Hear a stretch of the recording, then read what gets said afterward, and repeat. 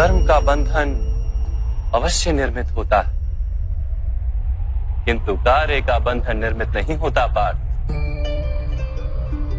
तुम्हें कर्म और कार्य के बीच क्या भेद है, ये जानना आवश्यक है।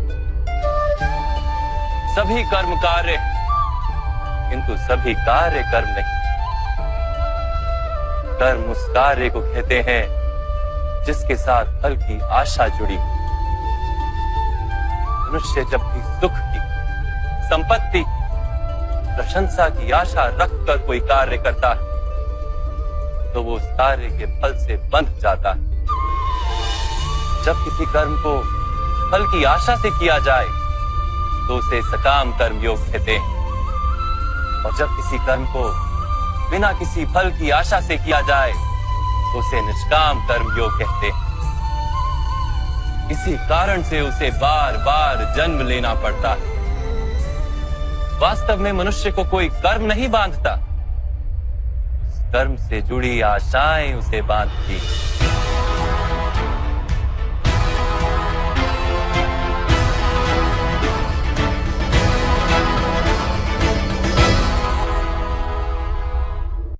वास्तव में मनुष्य को कोई कर्म नहीं बांधता, उस कर्म से जुड़ी आशाएं उसे बांधती हैं। वो कैसे माधव?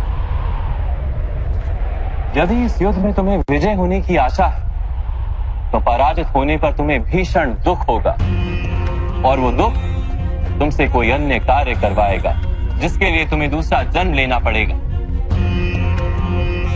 और यदि तुम विजयी हुए तो तुम्हारा अहंकार बढ़ेगा, और वो अहंकार तुम्हें विश्व विजय के लिए प्रेरित करेगा, तुमसे हत्याएं करवाएगा, और उसका पाप तुम्हें बांधेगा। विचार करो, यदि तुम्हें इस युद्ध में ना विजय का मोह और ना पराजय का भय, तो इस युद्ध के अंत में तुम्हें सुख प्राप्त होगा या दुख प्राप्त होगा? ना सुख माधव, ना ही दुख। अर्थात तुम्हारा सुख, दुख, हताशा, निराशा, अहंकार युद्ध के कारण नहीं है। युद्ध के साथ तुमने जो आशाएं बांधी हुई हैं, उसके कारण है। क्या ये सत्य नहीं है पार्थ?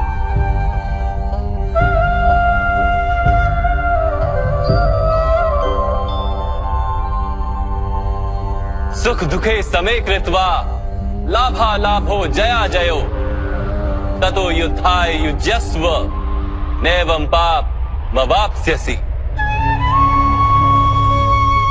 अर्थात सुख दुख को समान मानकर लाभ हानि जय पराजय का विचार किए बिना यदि तुम युद्ध करोगे कौन्तेय, तो तुम पाप के भागी नहीं बनोगे। इसी को कर्म योग कहते हैं। जो सांख्य का ज्ञान प्राप्त कर लेता है वो ये जान लेता है कि वो शरीर नहीं, केवल एक आत्मा है। शरीर के भोग और अनुभव तो केवल मृत्यु तक है, अर्थात वास्तविक नहीं, केवल माया है। उसके लिए कर्मयोगी बनना सरल हो जाता है। परंतु माधव, यदि कार्य से बंधन निश्चित है तो क्या संसार का त्याग करके संन्यास लेना उचित नहीं? इसी विचार का परिणाम है कि आज ये युद्ध हो रहा है पार्थ।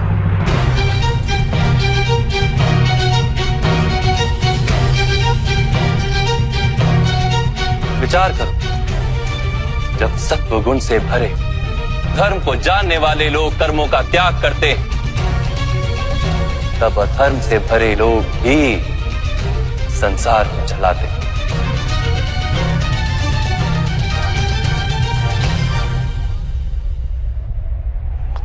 यदि महामहिम ने संसार का त्याग ना किया होता तो आज अधर्म इतना बढ़ता ही नहीं।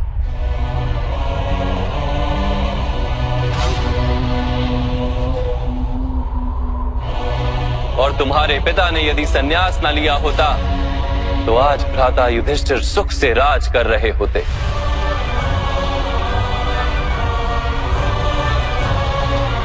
और अपनी प्रजा को न्याय और धर्म का ज्ञान दे रहे हो।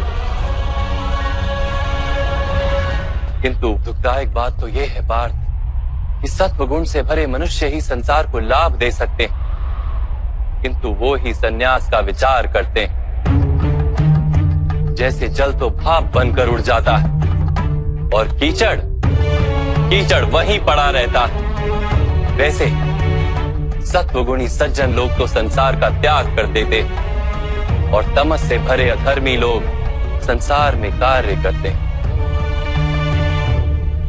इसी कारण से संसार में पाप और अधर्म बढ़ता है।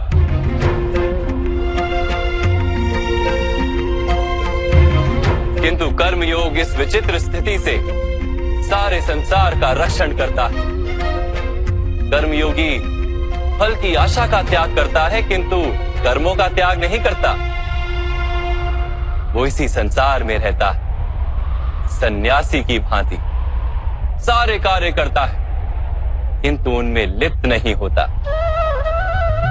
कर्मयोगी अपनी संतानों से, स्वजनों से, अपनी प्रजा से कोई अपेक्षा या आशा नहीं रखता।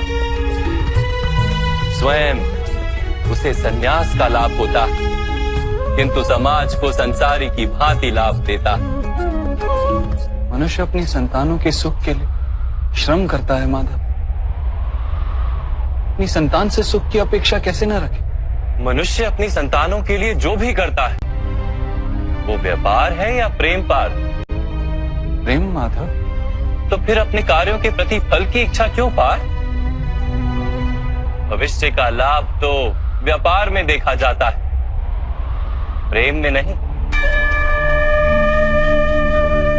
जो मनुष्य अपनी संतानों का चरित्र निर्माण उचित रूप से करता है, संतानों को प्रेम और धर्म के संस्कार देता है, उसकी संतानें भी मनुष्य को प्रेम और सुरक्षा अवश्य देती।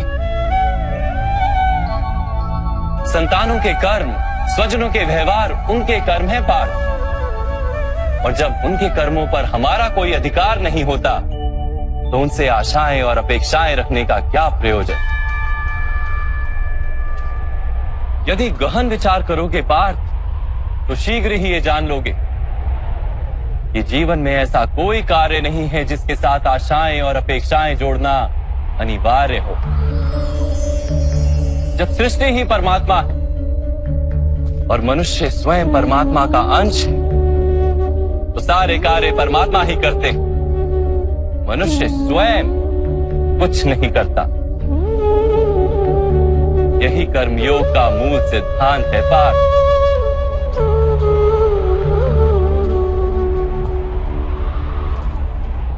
तुम्हें भी कर्मयोगी बनकर ये युद्ध करना आवश्यक है पार्थ। त्रिगुणिया विश्या वेदा निस्त्रिगुण्यो भवार्जुना निर्द्वंद्वो नित्यस्तत्वस्थो निर्योग क्षेम आत्मवान। 3 गुणों का त्याग करके निर्गुण बन जाओ पार्थ। इस द्वंद्व से मुक्त हो जाओ। सदा सत्व अर्थात परमात्मा में बुद्धि लगाकर कर्तव्य का वहन करते रहो। कुछ प्राप्त करने की इच्छा और कुछ प्राप्त किए हुए का रक्षण करने का विचार त्याग दो पार्थ, और अपनी आत्मा को स्वतंत्र कर।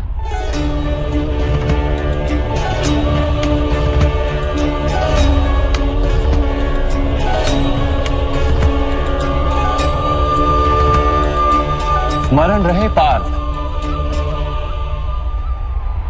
कर्मण्यवाधिकारस्ते मा फलेषु कदाचन मा कर्म फल हेतुर्भु मा ते संगोस्त्व कर्मणि।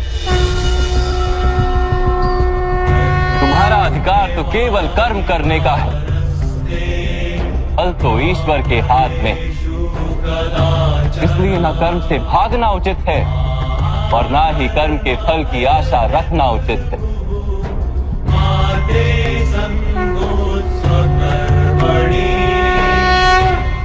जो फल का त्याग कर दे परंतु कर्म का त्याग ना करे, ऐसे कर्म योगी को कैसे जाना जा सकता है माधव?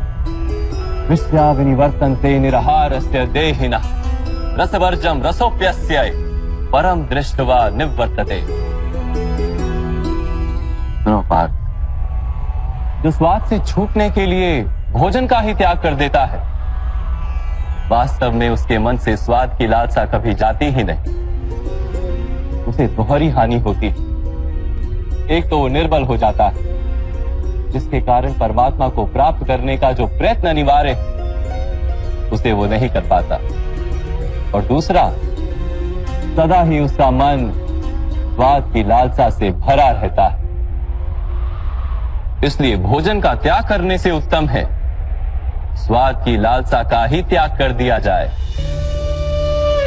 कर्मयोगी अपने मन की सारी लालसाओं को खींच लेता है, जीवन को कर्तव्य मानकर कार्य अवश्य करता है, किंतु उन कार्यों से जुड़ता नहीं। और पाप, जो व्यक्ति अपने कार्यों से आशाएं और इच्छा नहीं रखता, उसी के कार्य पूर्ण होते हैं। एक असफलता से दुखी होकर जिसका मन डोलता नहीं, एक सत्ता से आनंदित होकर जो स्वयं को सर्वश्रेष्ठ नहीं मानता, ऐसे ही व्यक्ति को कर्म योगी कहते हैं। और ऐसा व्यक्ति जीवन में बार बार सफल होता है।